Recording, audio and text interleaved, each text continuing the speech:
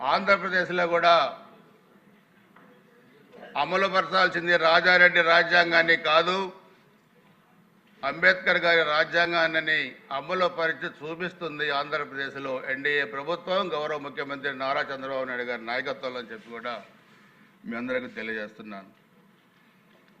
1924 ఆంధ్రప్రదేశ్లో law and order అనే పదానికి జగన్మోహన్ రెడ్డి పూర్తిగా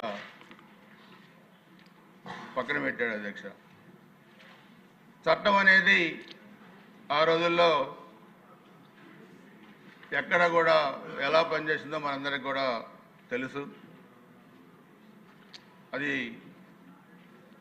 ఏ విధంగా అమలుపరిచారో కూడా మనం చూసాం. వీధుల్లో మాత్రం దౌర్జన్యం పరిపాలించింది. అది ప్రభుత్వం కాదు, అది అడ్డగోలు స్వామ్యం. పార్టీ నేతలు చేసిన దౌర్జన్యం మాత్రం నేరం కాదు, కానీ ప్రజల ఆవేదన మాత్రం ఆ 5 సంవత్సరాలు నేరమైంది అధ్యక్ష. సామాన్య ప్రజలు కాదు, 14 సంవత్సరాలు ముఖ్యమంత్రిగా పనిచేసిన చంద్రబాబు నాయుడు గారు కుటుంబం కానీ, లేకపోతే సుదీర్ఘ రాజకీయ అనుభవం ఉన్న ఈరోజు శాసనసభాధిపతిగా ఉన్న మీ మీద కానీ, డిప్యూటీ స్పీకర్ గారి మీద కానీ, ఈ సభలో ఈరోజు మంత్రులుగా ఉన్న మరి సీనియర్ నాయకులు, మంత్రివర్యులు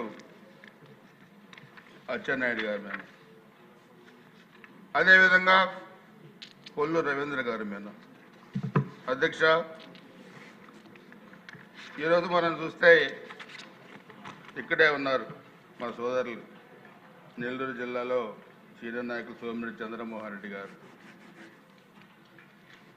ఇలా ఎంతోమంది సీనియర్ నాయకుల్ని కేసుల్లో సంబంధం లేకపోయినా జైలులో పెట్టి అమానుషంగా ప్రవర్తించి తెలుగుదేశం జెండాని భుజాన్ని వేసుకుంటే ఆ జెండా భుజాల నుంచి దించమని జై జగన్ అనకపోతే గొంతులు కోశారు 1924 మధ్య వైసీపీ రాక్షస మోగల అధ్యక్ష ఆంధ్రప్రదేశ్లో. ప్రజాస్వామ్యం అనే పదానికి అర్థం లేదు.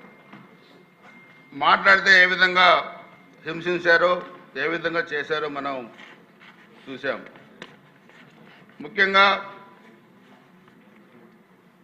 దాదాపు 80 మందికి పైగా తెలుగుదేశం పార్టీ కార్యకర్తలు చనిపోయారు.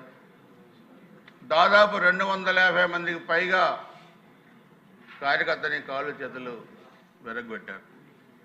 ఆస్తుల ధ్వంసం చేశారు. మహిళలపై అత్యాచారాలు చేశారు.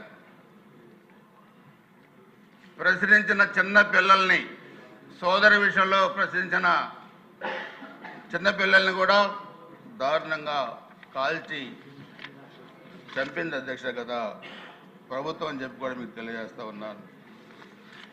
ఎన్నెన్ని చదవాలి దీంట్లో. 1924 జరిగిన దాంట్లో ఒకటి కాదు, ఆ పల్నాడులో జరిగిన హత్యాకాండల గురించి చంద్రబాబు నాయుడు గారు చలో ఆత్మకూరు పిలుపు కార్యక్రమం ఇస్తే ఇంటికి తాళ్లు కట్టారు, బయటికి రానివ్వలేదు. అదేవిధంగా యువక